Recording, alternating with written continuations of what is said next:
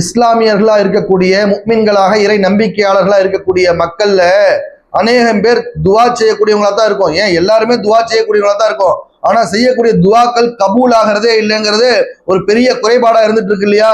நபி ஸல்லல்லாஹு அலைஹி வஸல்லம் தெளிவா சொல்லியிருக்காங்க, யாருடைய உணவு ஹராமானதாக இருக்குமோ, அதான் ஹராமான உணவு நம்ம தப்பா விளங்கிறோம். உண்பதற்கு தடை செய்யப்பட்ட உணவு மட்டும் ஹராமானதல்ல, ஹராமான சம்பாத்தியத்தால ஹராமான காசால வாங்கப்பட்ட உணவு ஹலாலாக இருந்தாலும் வாங்கிய முறை வாங்கிய அந்த பொருள் ஹராம்னா அந்த ஹலாலான உணவும் ஹராம் ஆயிடும். அப்ப அது ஹராமான உணவு தான். அந்த ஹராமான உணவை உட்கொண்டு விட்டு துவா செய்தால் எப்படி கபூலாகும்? கபூலாக நபிசான் சொல்லியிருக்காங்க.